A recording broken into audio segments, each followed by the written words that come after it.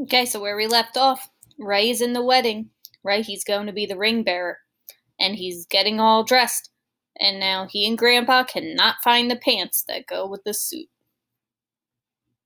They could still hear the groomsmen laughing outside about who know what, but in the bathroom, nothing seemed too funny. Ray shifted his weight from one sock-clad foot to another.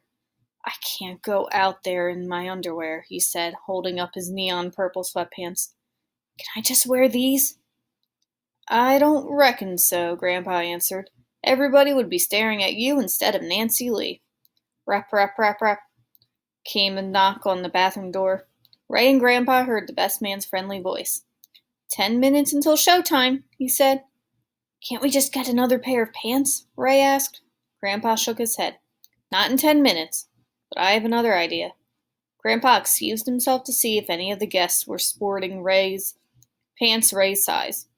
Meanwhile, Ray paced and puttered and made faces at himself in the mirror. 6 minutes later, Grandpa Half Moon returned empty-handed. The only other kids at the wedding were a lot bigger or a lot smaller, he reported. Too bad I can't borrow your pants, Ray said. But I'd drown in them.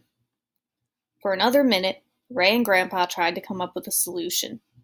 They even thought about Grandpa pitching in for Ray, becoming the oldest ring bearer ever. But they decided he couldn't do that without being specifically asked. Then Grandpa Half Moon stepped out to talk to the best man about handling the ring delivery. But he'd already left with the groomsmen to usher. So Grandpa searched for someone else, but the groom was talking to his daddy in one room, and the bride was hugging her auntie in the other.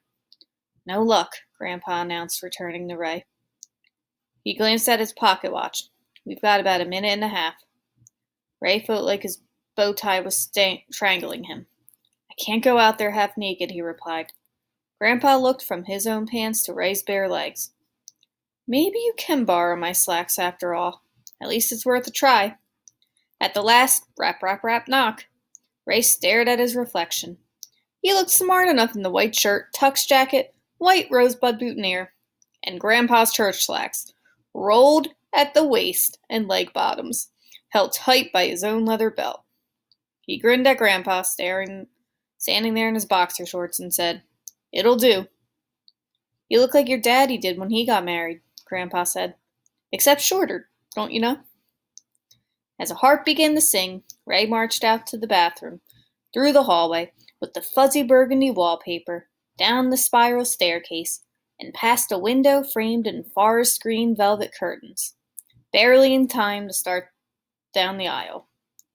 The maid of honor led him in front of the line of bridesmaids to a little girl no older than 5.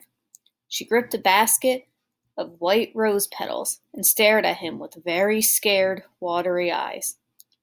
Ray couldn't help feeling sorry for her. He was pretty nervous himself.